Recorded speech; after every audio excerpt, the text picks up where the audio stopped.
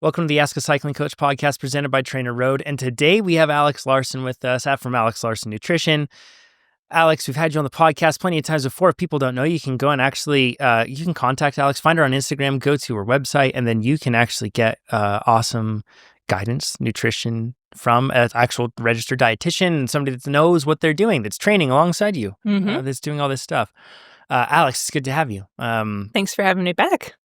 Yeah, and I want to get into your training, and because you've been training a lot, and like in the past, I guess really it's past 4 or 5 months? Is that right? I started the end of October.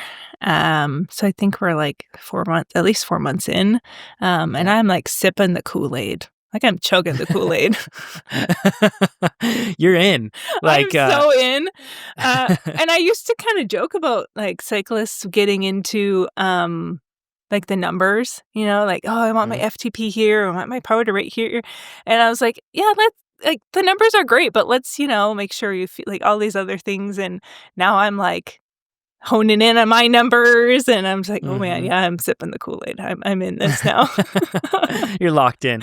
We're going to get to that. We're also going to get to a question that James, one of our listeners, has submitted. James asks a few questions. We're going to talk about artificial sweeteners. We're going to talk about losing fat fast. We're also going to talk about cheap alternatives, which Alex and I, before we got recording, already got super psyched on one that I found in my pantry that I'm really excited about. It's already in my grocery cart on the app. It's going to be a good one. Stay tuned for it. Before we go further on that, though, I do want to mention you should join the Zwift Club. It's the fastest growing club on Zwift right now. I think that we were into the tens of thousands when we first started out a few weeks ago, 2.5 weeks ago, and now we're already up to I think like somewhere around 30th, and we're going to keep going. So we're over 4,000 people in there. We want to get to over 60,000. So jump in, go join the Zwift Club. I'm going to put the link down below.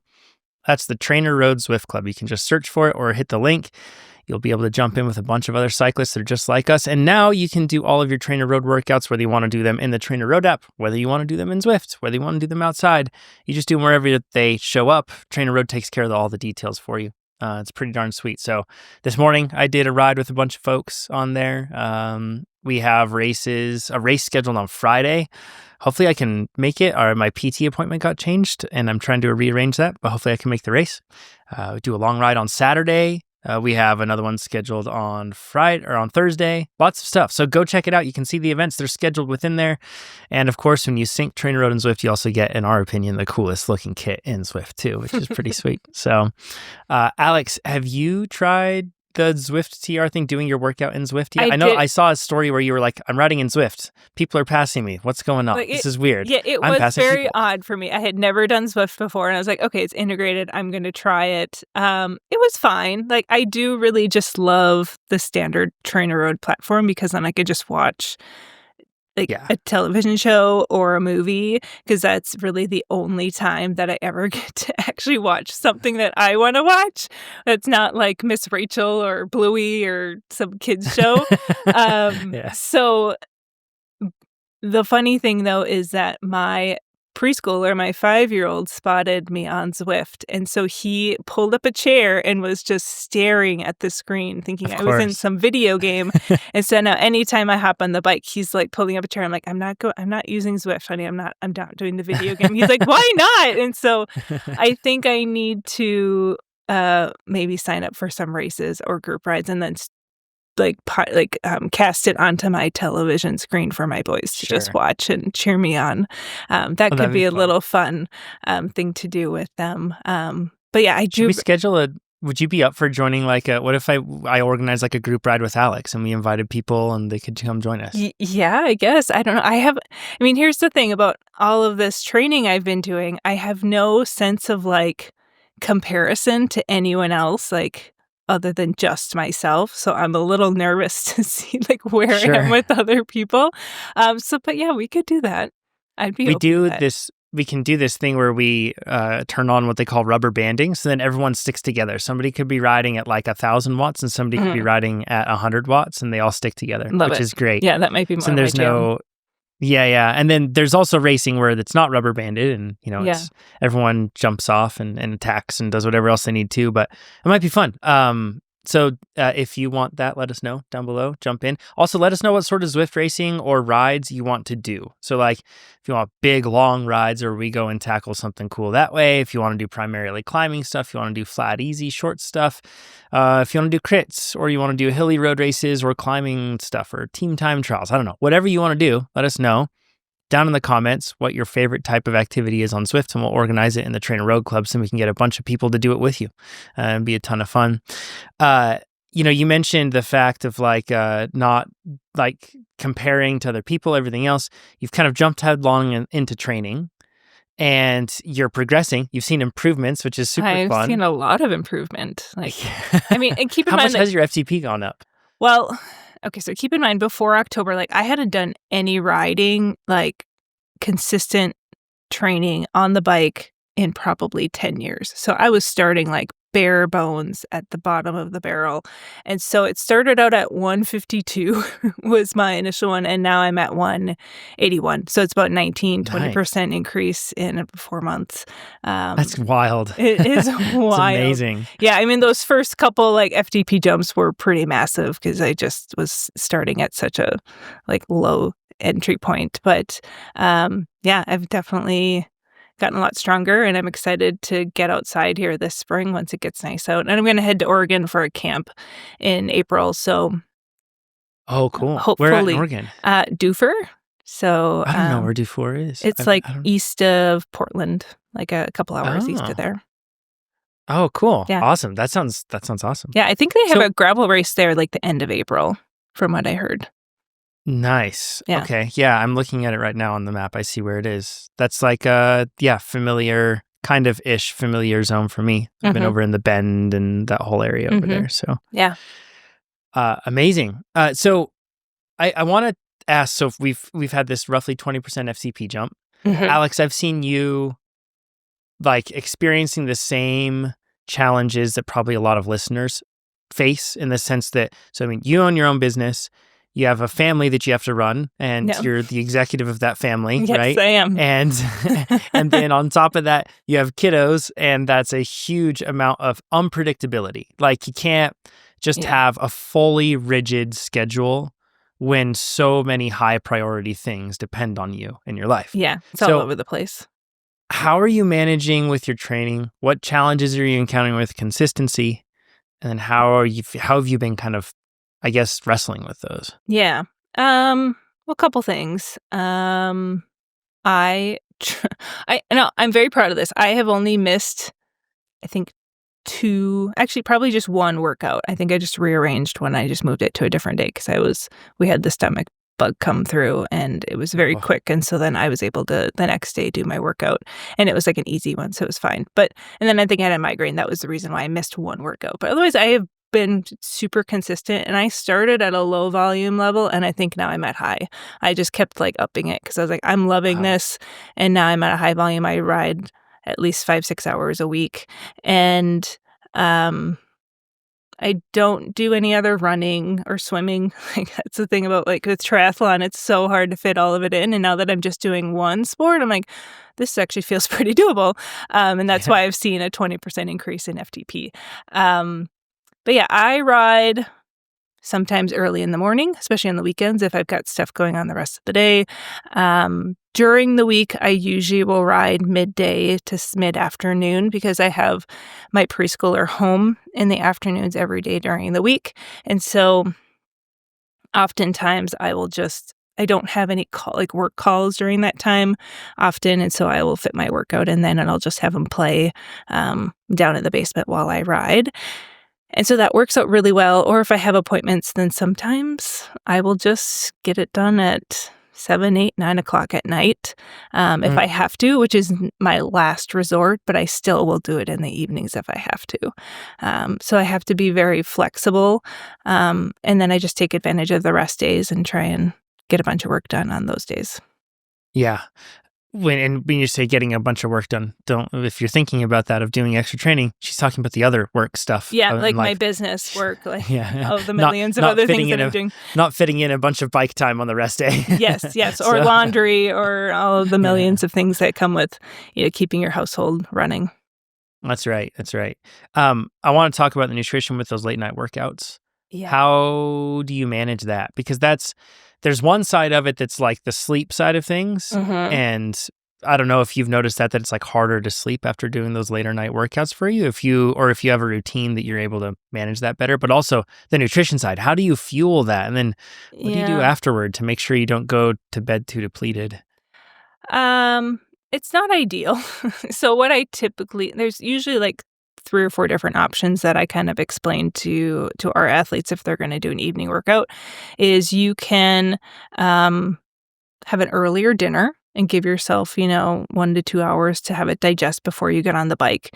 And I also kind of pay attention to the type of workout too. Like if it's a really hard effort, like VO2 max test or not test, but VO2 max effort ride, then I'm like very conscious about what I'm having beforehand because I don't want to feel like crap during that ride. Yeah. But if it's, I look at it, I'm like, okay, this is pretty doable here. I can have a dinner, an hour and a half, 2 hours beforehand and not worry too much about the ride.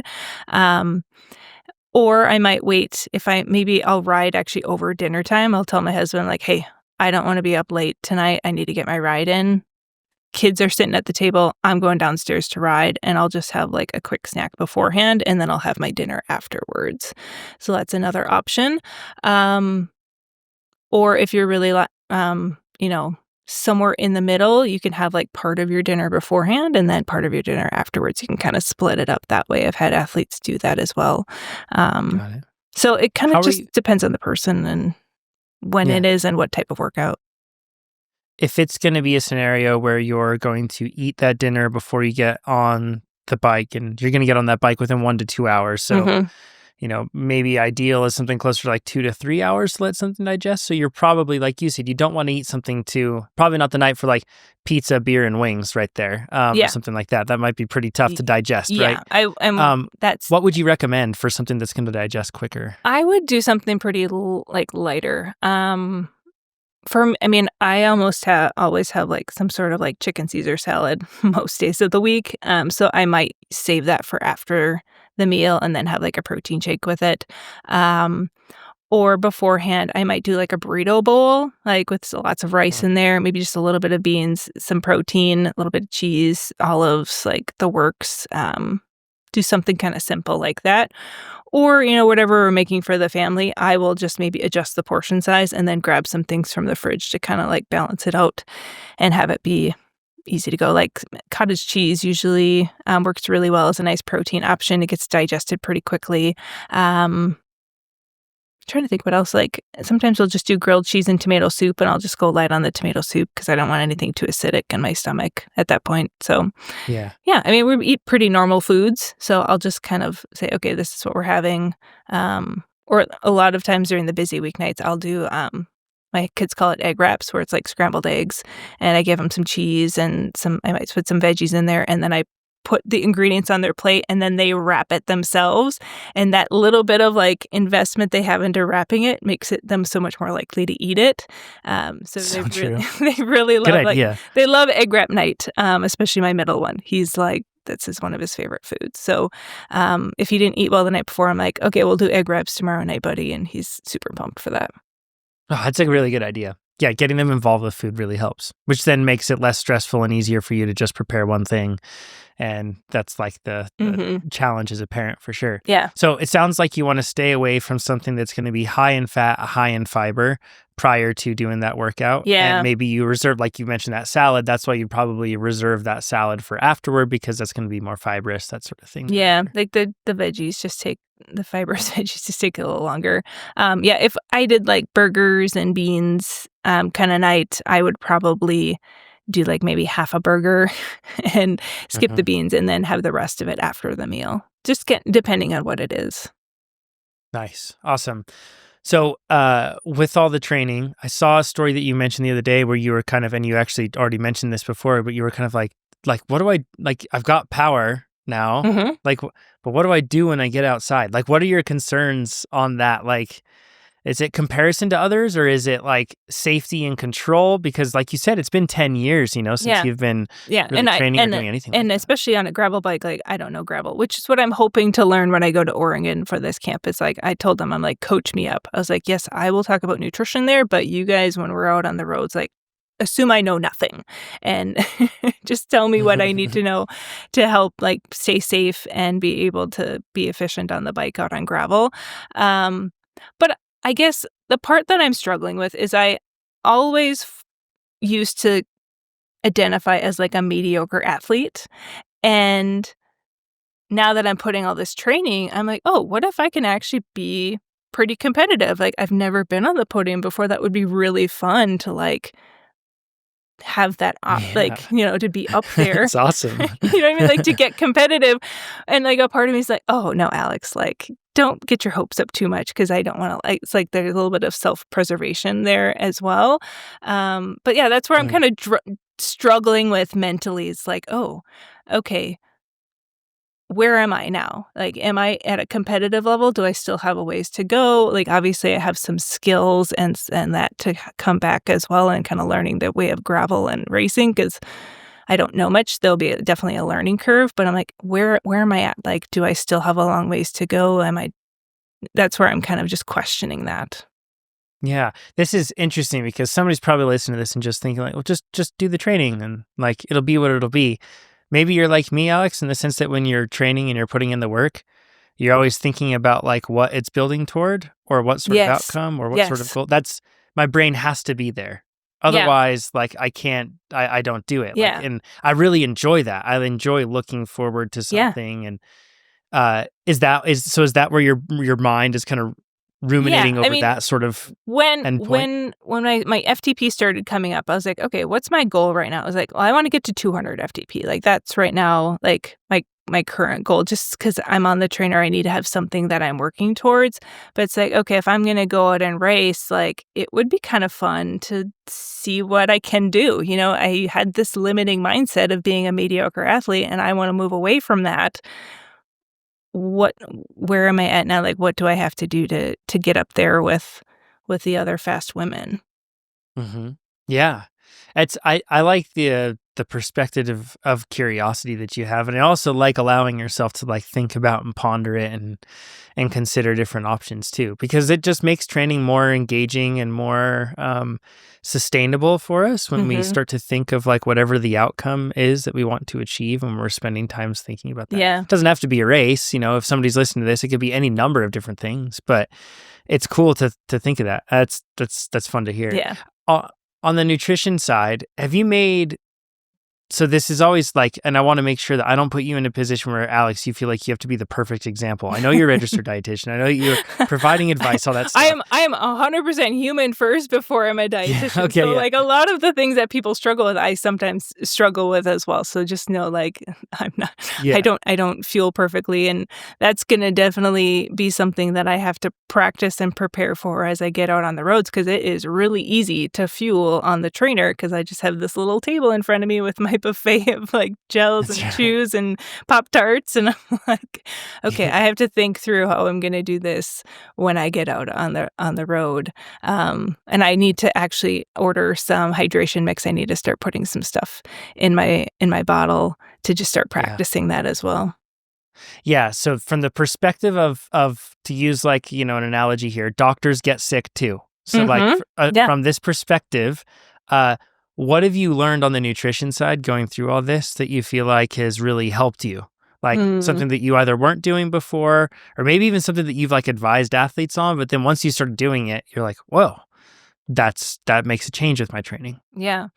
I will admit that 10 years ago as a triathlete, I was underfueled. I was not getting enough protein. And now over the past year, I've been working especially on my recovery nutrition with having enough protein at meals, supplementing with snacks and a protein shake, and being really consistent with that.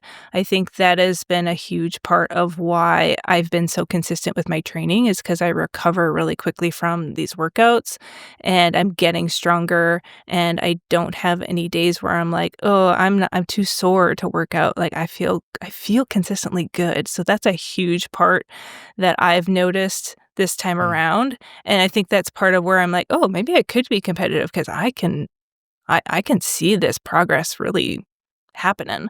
Um, and then fueling on the bike, I honestly, I don't hold back. Like, if I am feeling a little, even a tiny bit of low energy early on in my ride, I'm, like, grabbing fuel. Like, my bento little bag on my bike, is always stocked with backup options. So if I'm like, yep, I feel like I need something," I will take some fuel.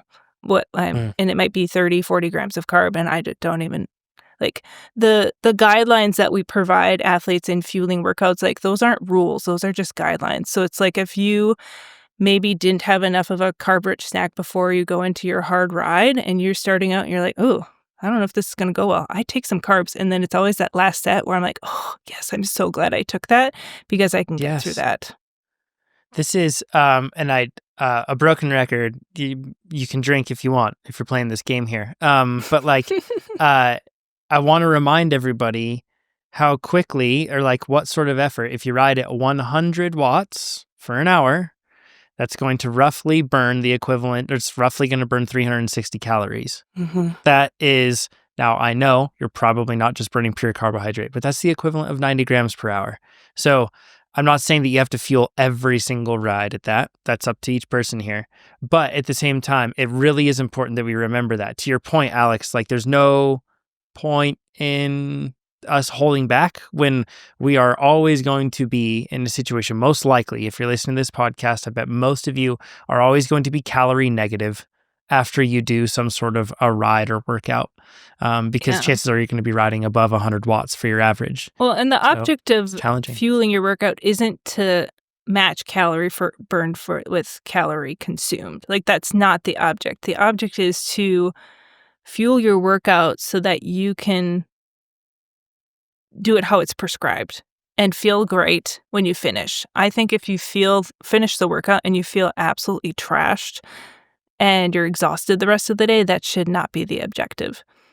If you finish the workout and you feel great and you feel strong and you're like, "Oh, yeah, that was a really great workout. I feel good." That confidence is really going to support you wanting to train again the next day or have that hard workout again next week and have it be even a little bit harder. You're going to feel much more confident going into that. You're going to feel more confident going into your race. Like, if your workouts continue to suffer, that's not enjoyable, like, to me personally, and I'm sure for a lot of Yeah. people. Makes it so much harder to get back on the bike. Yeah. Like, Yeah. our bodies build these Pavlovian responses that are even subconscious. And when you train and every time you train, you just feel completely cracked afterward, your body, your mind is not going to want to send signals to you that are going to encourage you to get back on that bike when you're just wearing yourself down every time. So it's great. I love the differentiation that you had about, it's not about maintaining a calorie balance. It's about enabling performance. Mhm. And that's something that if you maybe are not in a situation where you've had this perspective like Alex is talking about, really like not holding back and just like allowing yourself to fuel and nourish yourself while you train, you might actually not know what performance you have yet to achieve, because it might be holding you back. So it does feel like a really big unlock. Yeah, and when you're, like, not quite nailing your workouts, like, I find, like, you have this like, TrainerRoad gives you a workout. It's like if you can nail that, you're gonna trigger that physical adaptation in your body, like, "Okay, time to get stronger, time to get more efficient," on the bike, and if you're not able to do that in the workouts, you're not gonna see those gains, you're not gonna see that progress. That's right. And that's why that post-workout nutrition, that tip that you talked about earlier is so key, right? Like it just helps a ton. Is there anything else that you've recognized that you feel like has been particularly helpful, or maybe on the other side of their perspective, particularly not helpful, from a nutrition perspective with your training? Mm, I would say, fueling more earlier on the day. I think I've said this multiple times on the podcast, again, broken record, but, like, and being consistent, like, consistently having a morning meal, a midday meal, an evening meal, or if it's 6 consistent snacks throughout the day, however it is that you get your nutrition in. I think that front loading of nutrition, and I see this with all of our clients, I see this with myself, like, when you are more active during the day, that is the time that you need to be eating really well because your body needs that energy to feel really great, and then it sets you up for a really strong workout. So that's kind of like, it's not just about fueling the workouts, that's part of it. It's not just about eating protein, that's part of it, but it's like that consistency throughout the day, and then in your just day after day is where I think people really see those big results. Yeah, having that, if you have, and some people have a professional situation or personal situation in their lives where it's really hard to be consistent with that. You have like Mhm. other dependencies that are going to be unpredictable. But it absolutely makes sense that our bodies would be able to be more efficient if it has a consistent schedule upon Yeah. which it can I operate. my saying to all of my clients is like, because they get frustrated when life gets in the way and they're like, "Oh, I wasn't able to focus on this goal the past 2 weeks." And I'm like, "Hey, let's think of 1 to 2 things that you can do on your worst days that you can still feel good about, and it can still help keep some momentum going with your nutrition or with your training." And Mm. that to them, like, "Oh, I hadn't thought about it that way." Like, yeah, because there's always gonna be stormy seasons of life, so let's think of, like, 1 to 2 things that you can just focus on and do still really well on those worst days. And then when you have a little bit sunnier seasons of life, then you can go back to that routine and do more things. This is that falls in line with this. So for a long time, I think that a lot of us always heard the situation of like, if you're gonna have a salad, just don't put too much dressing on there, like, Yeah. and like That's some because if you sorts put of that on, removes the it's nutritional value it's from the completely salad. yeah, exactly right. If you put too much dressing on, then it will completely ruin the salad, and it was as if you had went to a buffet and ate a bunch of terrible bad foods or whatever else you want to say. I don't know. That was the narrative that existed for a really long time. I'm sure it Um, still exists out there as well. Yeah, it's kind of changing, right? In the sense that it's like, no, and it's quite logical. It's like adding your dressing to that salad does not make the salad useless, and you still get all the value that you would get from that salad. Yeah, I And in some literally cases, just said that to a client, like, 2 hours ago, because she's like, "Oh, last week I had some sweets and wine in the evening, and I had eaten well all day," and I was just she was beating herself up about that. I'm like, "First of all, you having a glass of wine and having some sweets in the evening did not take away anything from you fueling yourself really well during the day. Like, that still counts. It still matters." yes, we approach it And like a streak, though. Why do we do yes, that? I Right? But where know. it's like, it's only good if I keep doing everything absolutely whatever perfectly is. Yes. We decide, or somebody else decides for us, like societal norms, and they decide that this is perfect eating. And as soon as that breaks, we feel as if the whole thing was for naught. When in Mhm. reality, that's just absurd. Mhm. And when you look at it very objectively, you accomplished great things all along the way. And this is not a nullification, but rather like, if you were to graph it, it might look like the slope of your curve instead of being steep and up to the right. It might be just slightly less steep and up to the right for a little bit. That's it. Mhm. Yeah. You're still, there's still progress being made, Yeah, you know? exactly. Like, progress is never gonna be linear with nutrition. Same thing with, like, body composition results. We'll never see linear results. It's just Yeah. how it works, and so you have to be willing to work with the ebbs and flows and really celebrate the wins. And then with anything that's not going well, instead of beating yourself up, and this is what I told this client earlier, I was like, "Over the next 2 weeks, I want you to get curious. Instead of, like, feeling guilty, I want you to be like, 'Oh, why did I do that? Was it stress? Was it boredom? Was it I just felt like having some candy? Was it, just like get curious, and there might be something in there that you learn about yourself and that can Yeah, I help love that. um just understand yourself more in the future when those things come up. Yeah, great advice. Alex, on the scale of weighing everything to the gram with a gram scale, all the way to just intuitive eating, how have you been approaching your nutrition? What has worked best for you throughout this training period that you've been doing for the last 4 months? Yeah, I don't ever weigh my food, so we're definitely not at that end of the scale. I have done a little bit of journaling here and there, but I don't love journaling. And I always tell my athletes, I'm like, the goal is to journal until we get you to a point where we don't have to. Like, I want them to graduate from the program being able to maintain things on their own without having to journal for the rest of their life. And so, I've done a little bit of journaling, but not much. For me, I just focus mainly on like behavior like food behaviors and eating habits. And I'm just lucky enough that I just have I can look at my plate and be like, okay, I'm in the ballpark of where I need to be here. Or I can look back on my day and be like, not the greatest day, but we're going to do better tomorrow kind of thing. So yeah, I try not to be super prescriptive or restrictive. I try and have it work with my lifestyle and have it be something that's doable and enjoyable, because that's how I strive for my athletes to feel about it too. Love that. This is great. Well, good job, Alex. I appreciate you sharing all your personal experience with all of this and being willing to do that. It's going to help Yeah. a lot of people, I think. On the personal side of things, really quick, I also wanted to bring up a couple of observations that I've had with my nutrition going through this recovery with my collarbone and Yeah. everything else. So like did research, and as a result, like I upped my vitamin D, calcium, vitamin C, as well as also making sure that I was taking in collagen, and I was taking in enough protein, and also taking in creatine. I like those are like the main things that I was focused on.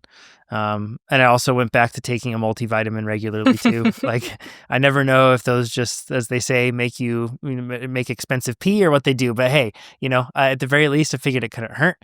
I kind of loaded up on all that stuff. And I was also trying to be very cognizant of the fact that my body was dedicating significant resources to managing the recovery, because it wasn't just the broken bone, but there's been a lot of other damage in the shoulder and everything else. Yep. Within all of that, I noticed a few things. First of all, my weight, and I have not weighed myself for quite some time. But when you have to go to constant doctor's appointments, they weigh you all the time. Yeah. And they also say I kind of thought about this. I'm like, I wonder if they should be more cognizant of this, because they you step on the scale and they say it out loud, like you're at an auction house or something, all right. And they say your weight and then they record it. Yeah. Often, at least they do. Yeah. And that was starting to mess with my psychology, because I was gaining significant amounts of weight.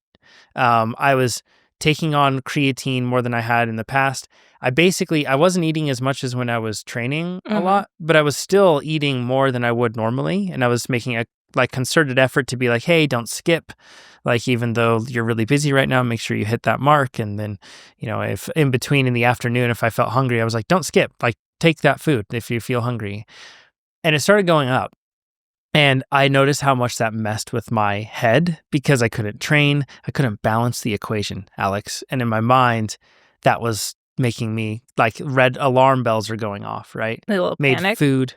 Oh, absolutely. Makes it really hard to even think of food, then sitting down for meals. It's just really complicated. Yeah. And that was a situation where now, over time, my body weight has actually kind of dropped back. For one reason or another, I think my body was holding on to a lot of resources and wanting to make sure that I had it. It went through a traumatic experience of going through a big injury, then being opened up through surgery and gone through all that stuff. So for whatever reason, it was holding on to what it needed to. But already in retrospect, this is just what I think we're just about 6 weeks post-accident, 5 weeks post-surgery, and it's already returned back to normal. And I kind of just tried to not listen to the alarm bells instead Good of for you. letting them change my behavior. But man, it was tough. I do really wonder if it might have just been this inflammation healing response where there's a little bit more water retention. And so, yeah, your weight itself is going to come up. You might look a little bit more puffy. But yeah, once you start to see that healing process, that inflammation goes down, that water retention goes down, and you kind of just return back to baseline. But it is a very scary period of time because you work. Maybe for somebody, yeah, maybe for somebody listening to this, it isn't scary. But I want to make sure that people that could be in that situation where they do feel that, I want to make sure that that you're not alone. Yeah. It is a thing that we go through. Well, and the fact that the doctor's office was weighing you so frequently and then announcing it. Some people some people actually will right from the get-go say, I don't want to know my weight, and they will step on the scale backwards so they don't read it. And they'll just keep it very quiet there. But I've heard some horror stories where doctors' offices will have their scale near the waiting area, the lobby. Yeah. And then we'll say it out loud for everyone to hear. That is Yeah. not right. And oftentimes, even if it's not in the lobby, it'll be like near the office area where like the like hallway. where the hallway, right? And then the hallway, that's where like all the admin folks, it's like a lot of people. Yeah, And not it could cool. be, Not cool. no. I And for mean, me, I would be saying something. I mean, but that's just me. I tend to be yeah. very vocal with things I'm passionate about. but yeah, And for me, that's I'm not in a cool. position where it's like, for me, it's not necessarily the opinions of others, but it's my own opinion of Yeah. myself that ends Yeah. up driving that potentially negative self-talk Yeah. that can get really complicated. Well, my question is, if you hadn't gone to the doctor and they weren't weighing you, would you have weighed yourself at home that frequently? No. Yeah. Prior to this, and the way that I do it is I actually have like some tape over my screen Mm. on my scale. And then what I do is it's a Garmin scale, and I just so it step on that uploads. scale. So then it just uploads, but I never look at it. And Garmin or somebody, I don't know, maybe I create this or something, but like make an app that doesn't show a person a number on their weight. And instead, like it's averaged out as well. And then it suddenly it totally shifts the narrative and perspective that we all have on weight. I think that there's an Maybe it just opportunity shows there, like a but- chart, but there's no numbers on the chart. It just shows your trends over time. Like, am I maintaining? and it's very smoothed. Yeah. It's not like a one day to the next thing. Yes. Instead, it's just smooth. Yes. And yeah, I think it'd be great. I think it'd be really helpful. So I was weighing myself prior to that because in retrospect, I find it helpful to look back. Mm. I don't look at it live in the moment or anything else, but that was like a period of time where I was training a lot, and I wanted to make sure that I could look back at that data and then get some good insight and be like, hey, like in my mind, I always think that I need to be lighter to perform better, but my performance is going up and my weight was the same, or it was going up, or whatever it was. That's really good data to me that shows that I can turn off that potentially dangerous voice that's in my head that comes in that tells you that you're not getting better unless you're getting lighter. Mm. So it's always helpful for me to like have that data in retrospect. But I don't look at it live. But yeah, throughout the injury though, for sure, like once I was injured, that was the least of my concern in terms of like maintaining a sort of weight. But then when you see signs physically, when you're looking in the mirror, you feel signs different for whatever reason, then it's vocally reinforced whenever you stand on the scale at the doctor. Then at that point, it's really easy to lose perspective and to let your mind drift away into negative thoughts about nutrition, and then that can cascade into even to the negative thoughts about yourself. Yeah. But I was proud of myself this time for not heeding those voices. That was really hard. I'm proud and instead, of you. That's hard. allow myself to go away from it. Yeah. Yeah. It's And challenging. sometimes you have to let the thoughts happen. Like to me, it's like almost like I have like two different brains where I'm like, oh, there was a disordered eating thought, or there was a negative body image thought. And I'm like, we're just going to table that. We're just going to put that over there for now. I'm going to, I know that's there, but I'm not going to act on it. Like sometimes I have to do that. Because I've been on my own body composition journey the past year. Like now that I'm done having kids, I'm like, okay, yeah, we're going to get back into like shape. And my body composition journey has been super slow, like 1 pound a month slow. Mm-hmm. That's definitely slower than what some of our athletes are doing. But it's been my journey, and I'm like, you know what? It's going down. Slow progress is progress. And, after a year, it's like, yes, I'm down 12 pounds, but man, that was like a long haul to get there.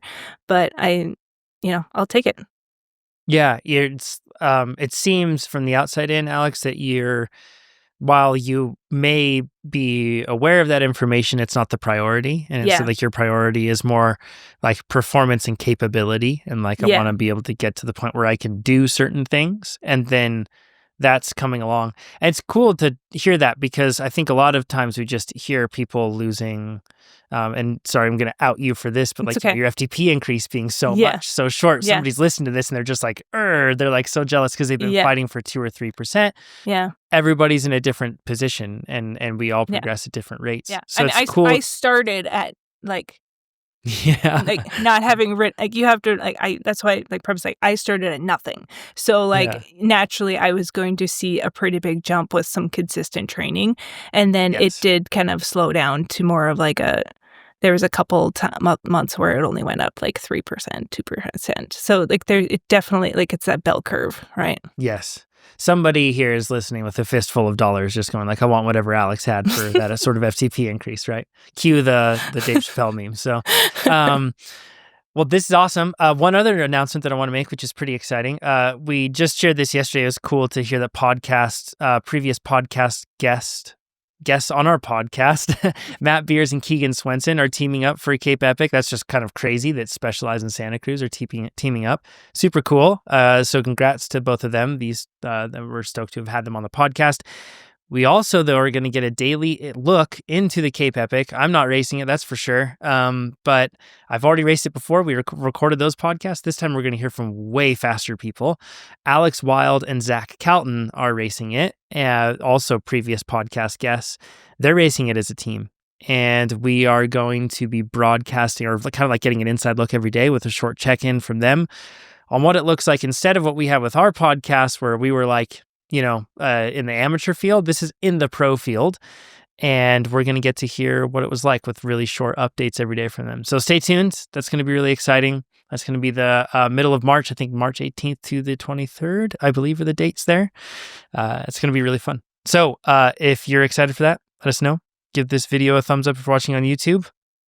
Let's get into this question from James, if that's cool. James says, hey, coaches. And by the way, if you have a question, you can submit it down in the YouTube comments. He says, I'll keep this short. I'm making a big lifestyle change and getting back into cycling with the goal of losing 150 pounds. I'm on a tight budget, so super fancy nutrition is out of bounds for me. Here are my 3 questions. I have been addicted to soda for the last 10 years. Are artificial sweetener alternatives a bad idea for a cyclist? So I assume when he's saying artificial sweetener alternatives, something like a Diet Coke or something like that, I assume is the alternative to the soda. That's what I'm assuming too. Cool. And then the second question is, what are budget nutrition items I can consume on the bike? Boy, do we have a good one for you. And then the third question is, how can I lose fat quickly from a nutrition perspective without taking unsafe approaches? So those are the 3 questions we're going to cover here. Alex, before I kind of get into this, I just want to also break down, make sure we reinforce the context that this is an athlete that's looking to lose 150 pounds, which I'm going to convert over to kilograms for everybody. That's 68 kilograms. So this is like, if you're listening to this and you're a cyclist that is not in that scenario, this advice might be slightly different in some respects than what you would get if you were an athlete that was looking to optimize an already rather optimized individual. So I want to make sure I hedge that just in case we are talking about any of this and people, we're speaking to a lot of people, many, many, many, many thousands. So Alex, with that in mind, let's cover the first question first. I've been addicted to soda for the last 10 years, and are artificial sweetener alternatives a bad idea for a cyclist? Do you ever prescribe, have a Diet Coke instead of a Coke, or what are your thoughts on this? Not usually. If someone wants to have a Diet Coke in their day or some sort of diet soda, I don't have a problem with it. I think I just want to make sure, one, that they're staying hydrated, not solely through soda.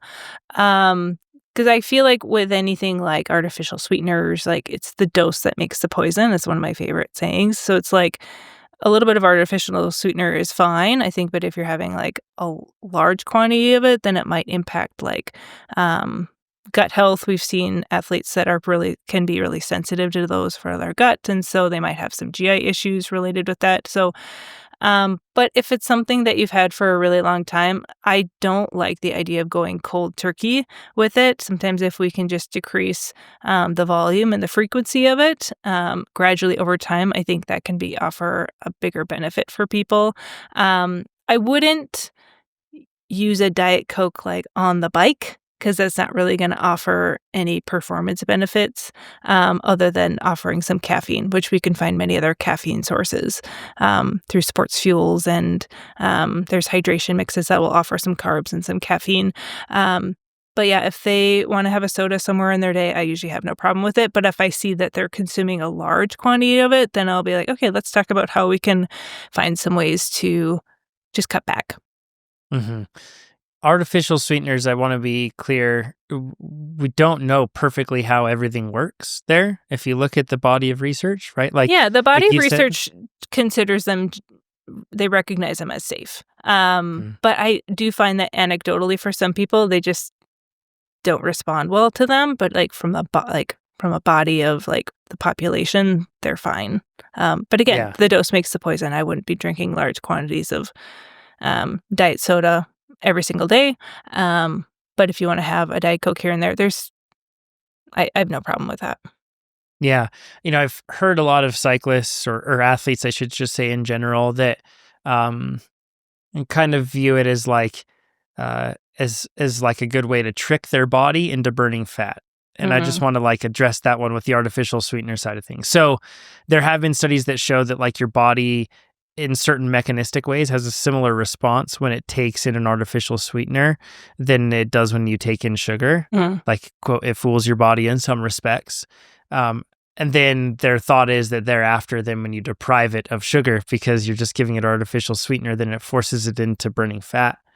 I don't, that is not scientific in Mm-mm. terms of any sort of when you expand outside of a single mechanism, but you actually look at the impact in terms of what's going on in your body beyond just a single mechanism, but the outcome, it isn't a science-backed approach that's going to be used. So it's fair to say that if you're going to try to use this as like a training like hack to try to change things around with your metabolism, the science doesn't back that up Yeah, at all. I'd agree with that. The things that are going to support your metabolism are eating well, eating frequently throughout the day, eating, a quality diet, like those, and fueling your workouts well. Those are really going to be the best things that are going to support your metabolism.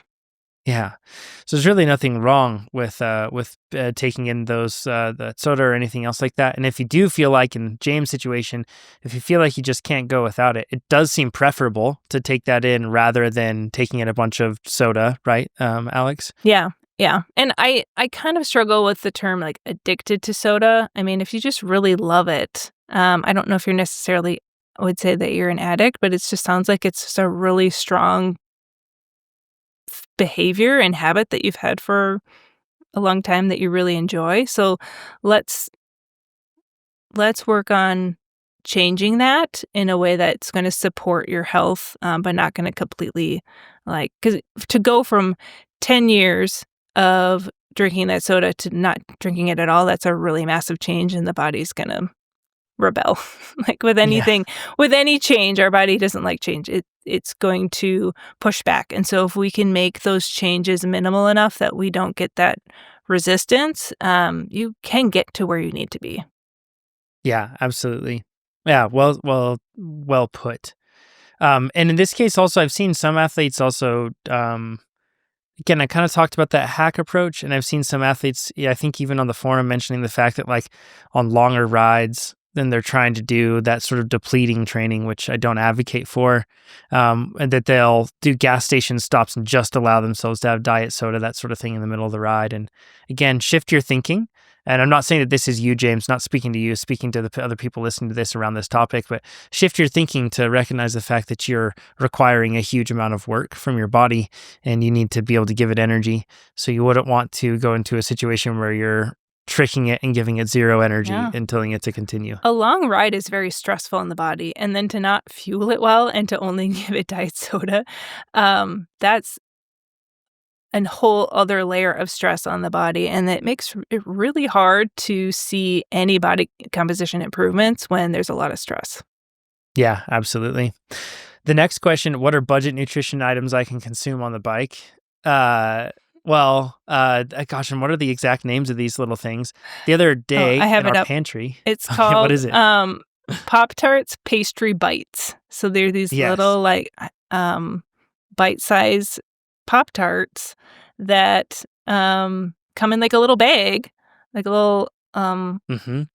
and Jersey so it's like pocket size, I might add yes, as well. yes, and when you I hadn't seen them before you Jonathan, you introduced this to me right before, we hit record here, and so I was like, looked them up, and I'm like, "Oh, these are great," because nutrition-wise, they're 30 grams of carb per little bag, very low fat, very low fiber, like a gram of protein in there, so, I mean, it's really ideal for something that you could take with you on the bike. Granted, like 30 grams of carb, this is pretty bulky, so you can only carry so many on you. So I would also probably include a hydration mix in your bottle if you're doing a really long ride and really needing quite a few carbs to fuel the workout. But for a change of pace, for something that's a little bit more cost effective, these look awesome. I have some Yeah, already they're in my pretty grocery great. cart. I'm so excited to order groceries this week. My kids are going to go bananas over this. I found them in my pantry. My wife had got them for our kiddos, and I found them in there. I was like, "Oh my gosh, where have you been all my life?" So they're pretty sweet. Because This Pop-Tarts is are messy. I have so many Pop-Tart crumbs on my kitchen floor, and yeah, these look like they might be a little less messy, so I'm especially excited about that. yeah. It solves that problem. Like you mentioned, pairing this with something else that's going to be like whether it's a carbohydrate rich drink mix or whether it's going to be like something like Liquid IV doesn't have that many carbohydrates. I think that you're No. going to get There's something only, like, around like 15 grams, I 15 to think, 20. per packet of Liquid IV, but a hydration mix, honestly, is probably one of the best, like, values of grams of carb per, like, dollar, Yeah, um, it's great. compared to gels and chews and waffles, and you're already having to carry those fluids on you to stay hydrated. You might as well add a drink mix in there to get you some electrolytes and carbs. Yep. So you can, if you're, let's just say that you're getting like 15 grams of carbs from a thing of Liquid IV Mhm. and you're drinking that through in an hour, and then you're getting 30 grams of carbs from a Pop Tart. I mean, you're already getting to the point where we're getting to 65. That's good. That's like good territory. And Mhm. you can add something else in if you need to, but that's great. That's a good spot. And I assume that in this case, James, if you're starting your journey going through all that, I would assume that you're kind of starting also on the nutrition side of things from scratch. So going straight to 90, 120 or whatever high amounts of grams of carbs an hour on the bike is probably going to make your gut rebel. Your gut's probably not going to know how to Yeah, handle all you're that gonna in an have to active state anyway. start low and then kinda work your way up. The other things too that I've had athletes do is, like, gummy bears, the Nerds clusters are a Nerd huge clusters. fan Yep. favorite among the cycling community. Um, so there's also some candy options, so if you're one that you're like, "I'm trying to cut out, like, candy in my life," like, you could use it on the bike to your advantage, um, to really help you, in that journey. Yeah, agreed. You can make your own drink mix, and if you use something like dextrose or a maltodextrin and then fructose, Mhm. then you can like drop the cost per gram down a pretty fair amount. Yep. Gatorade powder actually is gonna, I think they use dextrose, and that is gonna be a relatively cheap and accessible option that you can get in a lot of different places. You can look on Amazon to find, if you have Amazon where you live, James, you can use Amazon to Yeah, be able to and find a if lot you of want it different. a little more flavored, sometimes using a scoop of, like a sports fuel product hydration mix with that to get the flavoring can be really nice too. Agreed.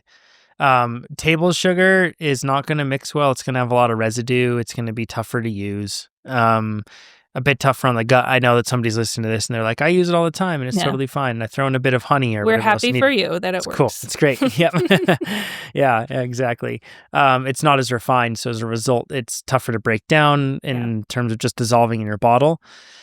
And honestly, that's a big point with this is anything that becomes an inconvenience to you getting on the bike and fueling yourself adequately, at some point, if it's an inconvenience that isn't necessary to you spinning the pedals, it will have to be put by the wayside.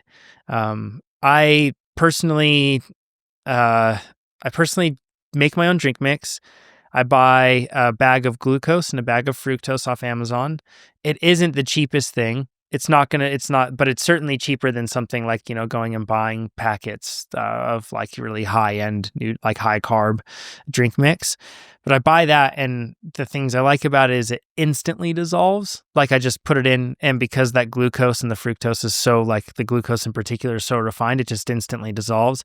Like I don't even have to shake my bottle, and I put in 90 grams of carbs so that looks like in a bottle like this. And I'm showing this if you're listening. If you're listening on Spotify, you can go back to video and check it out. Or if you're watching on YouTube, you can see it. But that looks like, that's filling up like a quarter of my bottle with just powder, which I know somebody listening to this, they're brains.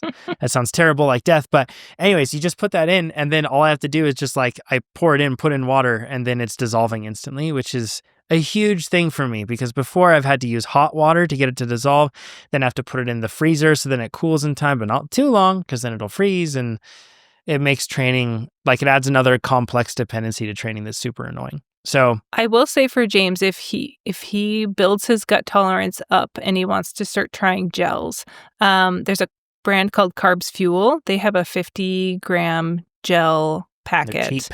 And it is cheap. It's like $2 a gel, which is a steal.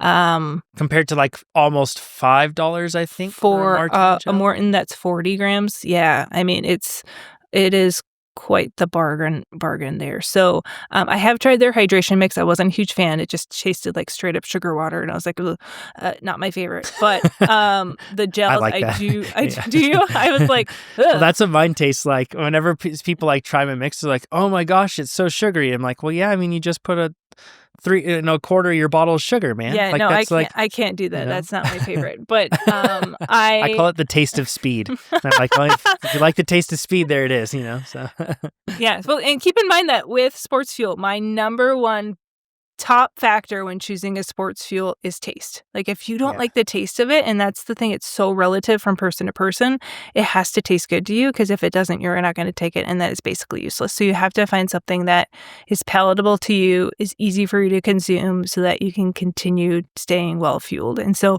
I do really like those Carbs Fuel gels. They are great, and they are very affordable. Probably they are one of the most affordable gels that's on the market. But it's a 50-gram one. So if you're going to take that, you need to have some good gut tolerance going into that. I wouldn't, for a newbie athlete, just have them straight up take that one right away. Yeah. Now, this is kind of an interesting point to keep in mind, too, is it's not just about how your gut tolerates it, but it's the other things, too, like you said, about just like taste and enjoying it. And one of the things that I've heard a lot of people like texture. So there are some gels like Martin, for example, that's much more clumpy that people do not like. Do you chew it? Do you just swallow it? Like, it's a question that we often have when you take it in. It's so thick. Yeah, it is. And I just, swallow it instantly. And that's all I do. With a lot of drink mixes, you'll notice you'll get a dry mouth afterward. Mm-hmm. And that I've personally noticed that more common when you're using stuff that is less refined, like table sugar, for example. I get really bad dry mouth. But then if you're also just going, all right, is it called table sugar? Just sugar. But then if you're going into something like it's going to be some forms of dextrose or maltodextrin, don't seem to be as refined, and you might get dry mouth there too. So it really is about like testing it and figuring it all out and what works. When I buy stuff, I typically buy Never Second gels and drink mix. I used to buy Martin more often, but their lack of sodium has me always going toward Never Second stuff. Mm-hmm. But the carbs, I need to try the Carbs Fuel stuff because they, I admire them for making an affordable nutrition product. I do too. Bravo to them. Exactly. So hopefully that's some tips there. Again, most affordable, you can go to like Nerd Clusters and Gummy Bears, these Pop-Tart little guys that we talked about, which is really cool. You can also you kind of talked about this before, but if you're doing these longer rides, James, outside, you didn't add any sort of TrainerRoad account or anything else, so I don't know anything about your training, but if you're doing these longer rides, that can be kind of fun to like treat yourself like at the gas station sort of a thing. And I don't feel like you need to earn it or anything else, but like just celebrate the occasion that you're out on the bike. And when you're at that gas station, that get gummy something bear to enjoy. Sugar is going to go straight to your muscles and get used as energy. Let's celebrate that. Yeah, exactly. And going back to like things that you love and enjoy, and like make sure you enjoy the nutrition that you're eating. Don't be afraid at that gas station to try something like that. Just be aware, because a lot of the stuff you get at the gas station is really high in fat, and then it makes it really hard for your gut to continue to digest on the bike. Yeah. So red vines are another cheap one that I see a lot of people do, or like licorice. Nice. Yeah. Oh, if anybody is listening to this and they eat black licorice on the bike, you're disqualified. You're disqualified. Also, black licorice in general is just disqualified. So. Oh, barf. Yeah. Yeah. Third question: how can I lose fat quickly from a nutrition perspective without taking unsafe approaches? Is this kind of a trick question or a loaded question? I don't like the term quickly. That's what I struggle with, because any time that we try and focus on quick fat loss, it tends to backfire. The research continues to show that when we see the rapid weight loss, it tends to not be the lasting weight loss. And so, when you have a significant amount of weight to lose, it is pretty common when you start making those changes, you'll see some initial fast weight loss. That's pretty common. A lot of it's maybe some like fluid redistribution. But then that weight loss will kind of taper a little bit. And sometimes you might see some plateaus and you might get frustrated and you want to, like we talked about, you kind of have a little panic and you want to make all these big dramatic changes. And so I would go into this with the mindset that you're in this for the long haul, that you're not looking to like transform in 4 months, 6 months, 8 months. I would say that you want to, if you have a timeline goal, I would double it at least. You know what I mean? Just instead of like being impatient, I would just focus on the process and trying to create an eating pattern that you enjoy, that is satisfying, that you're not starving yourself, that you are promoting a really positive relationship with food in your body, that's maintaining your muscle mass. As you start cycling, we want to build muscle mass and strength on you as well. So those are the things that I would first talk to James about and say, like, let's go in with this with the right approach. So the word quickly kind of makes me cringe just a little bit, just a little bit, and saying like, okay, yeah, I get it. Like you just want to not have that weight on you, but we got to do it the right way if we're going to do this. So things that I would probably initially look at, and I don't know anything about James, so this is me just like going off of the most common things that I see in cyclists, is I would look at protein, making sure, is he getting adequate protein throughout the day, so that as we see... How much roughly is that? Like, what's a good ballpark? 1.5 to 2 grams of protein per kilogram is somewhere in that range. Usually I'll calculate like 1.8 just because it's in the middle. And say, okay, because I've definitely seen some athletes come in that want to lose weight and they are consuming like 2 to 2.5, somewhere in there. I'm like, okay, we don't need this much protein. We need to dial this back a little bit because we still need enough carbs to support the volume of training that you're doing. So I would first probably start with protein. I would check his protein intake, see how that's looking. Is it consistent, or is it like some days he's getting enough and some days he's way under? Focus on that so that we have a nice foundation to really maintain, if not build, some muscle as he continues to cycle and as he continues to see some fat loss. Because whenever someone says they want to lose weight and then they come to me, I'm like, okay, well, what they mean is they want to get leaner. They want to maintain the strength, maintain the muscle, and they want to lose that excess body fat. And so we have to make sure we're getting enough protein to support that. And then I might look at timing. I mentioned this earlier, where front loading that nutrition earlier on in the day when you're more active. That way you don't get to the evening when you're more tired and you're having like sweets cravings. Maybe it's diet soda cravings. Maybe it's just ongoing hunger. You've just got this light sense of hunger that you can't just curb. Like no matter how much you eat, just can't curb. I notice that from people. When we get enough nutrition earlier on in the day with a really good hearty protein-rich breakfast, with a decent lunch, dinner, some snacks in there with some timing around the workout, you can go into that evening real satisfied. You don't have to worry about any kind of late night binges, sweets cravings, and you just go to bed well rested and your body can focus on recovery. So those are probably 2 things for sure. And then I might look at carb timing. Are they consuming most of their carbs in the evening? Maybe we need to redistribute more carbs earlier on in the day when they're more active. That's a big one too that we might look at as well. Awesome. This is part of your question, James, stands out to me when you say, I am making a big lifestyle change. Yeah. You then go on to mention the fact that you have a goal of losing 150 pounds, but that I'm making a big lifestyle change. I would encourage you to consider your goal the lifestyle change itself rather than the goal being 100%. The weight loss. That seems like it's in line with what you were talking about there, Alex. It seems just to make it more sustainable when it's like, I'm just changing my lifestyle. I always love it when an athlete comes to me. So anytime an athlete comes, they fill out an application and then I have a call with them. When they come to me and they're like, I want to create something that's sustainable, I'm like, oh, this is music to my ears.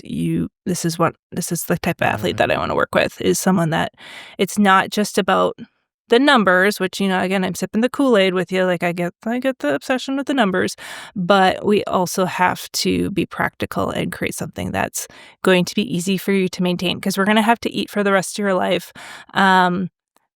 With cycling, age is just a number. There are some incredible cyclists that are in their 60s and 70s, and let's create longevity for you in the sport, for you to feel your strongest and healthiest. I love that. This is not an absolute rule, but generally speaking, our bodies tend to adjust to match whatever our lifestyle is and what demands we put on it, right? So in the sense that, like, if you train consistently, uh, who cares what your weight is? If you train consistently, your body will optimize to support that. And like, and then, that kind of allows you to separate things and then work on the relationship that you might have with food, or, to kind of like build a love and appreciation for food in a different way. And you can completely compartmentalize that and just like change that over. And instead it's just like, well, this is my lifestyle of training. Yeah. And then like I'm pursuing nutrition from a different perspective of like nourishment. And then you just totally, the body composition is what it is. It becomes the product of you just maintaining your lifestyle, Yeah. and that's, sometimes you need to kind of learn like what else you need to add to your lifestyle to continue that body composition journey. Something that we have been talking with our athletes a lot, if we hit a plateau in weight and we're like, okay, like let's add in another layer here, right? And so sometimes it's looking at like, how many steps are you getting in the day? Like, do you have a really sedentary job and your only activity is when you jump on the bike? Then let's talk about, hey, can we take some little movement breaks in the day, get more steps in? That sedentary lifestyle, even if you're training a number of hours a week, I think can also have an impact on body composition too. yeah, it's always, I think that one of the reasons that so many cyclists love when they add in strength training to their training, I think the reason why so many of them have such great results in terms of energy, in terms of body composition, and in terms of just overall feeling in general, is because, like you said, they just added one other thing, because otherwise there was just one thing they did and that's it. And because cyclists are very guilty of that. We have this narrative that like, if you're not on the bike, if you're standing up, you should sit. If you're sitting, you should lay down, right? And that's like it. So like maximize the recovery. And I think that when you just add one other thing, suddenly it's like your body is like, oh, I can level up to give you more. I can get stronger. I can give you more energy. We can optimize further. And that feels really good. Yeah. So well, that's part of fueling really well is not just to improve performance on the bike, but also off the bike. Like, for you to be a more productive human is one of my favorite wins, when they're like, I got done with my long ride on Saturday and then I played with my kids. I did some yard work. I like picked up the kitchen. Like, I usually take a 2-hour nap in the afternoon and I'm kind of a zombie, and like that just like Yes. naturally goes away because they actually are fueling well and their body has energy to train and do other things. Yeah, it's key. Unfortunately, no matter how much TSS I get, it doesn't take care of the responsibilities at home or play with my kids. TSS doesn't play with my kids. I need to do that. Yeah, so. my favorite win from last year was my athlete saying like, I did my long brick workout, and he goes, I didn't snap at my kids at all the rest of the day. He goes, Way to go. that was huge. That's awesome. And I'm like, oh, I love that. Yeah, absolutely. Well, Alex, thanks so much for joining us. It's been awesome having you on here. Yeah. If you want to, and maybe James, if you're listening to this and you want to have Alex in your corner helping you with your nutrition, you can do that. Alex Larson Nutrition. We'll link to Alex's Instagram down below. Yeah. And I am on Strava now. Again, part of me sipping the Kool-Aid is I'm like on Strava. Nice. That's awesome. And then we'll try to get a group ride set up at some point that works with Alex's schedule that isn't a burden, because again, Alex kind of has to be flexible. I'm all over the place. Yeah. There's like no rhyme or reason to my training schedule, as you will see from my Strava. Sometimes it's 9 p.m., sometimes it's 5 a.m., and it's all over the place. But I get it done. That's what matters. Way to go. We'll schedule one with Alex. So go join the TrainerRoad Zwift Club. You can just search it on there on Zwift. If you are listening to this podcast and you haven't signed up for TrainerRoad, go do it. It's a 30-day money-back guarantee. If we don't make you faster in 30 days, we'll give you your money back. We're happy to put that up against you because we do think it'll make you faster. The data proves it. It's pretty 10 great. 10 out of 10 recommend. There we go. Right from Alex. 15 or 20% FTP increase. That's crazy. 19, is where I'm at right now. But I think this week I'm due for another update, so could be more. Sweet. And then in this respect, Alex doesn't even have to test. She just uses AI FTP detection. She hits a button. Let me tell you, that is like my favorite part of TrainerRoad. It's amazing. Yeah. And that's something you can use year round, by the way. If you're listening to this, you don't have to train inside for that. When you're just riding outside, it will track all the rides you do and keep track of changes to your FTP. It will also keep track of things like when you're doing too much, and it will tell you when it's a yellow day or when it's a red day. So fatigue detection too. So that's year round, no matter where you train, you get all that stuff. Go sign up for it. It'll make you faster. We'll talk to you next week. Thanks, everybody. Thanks.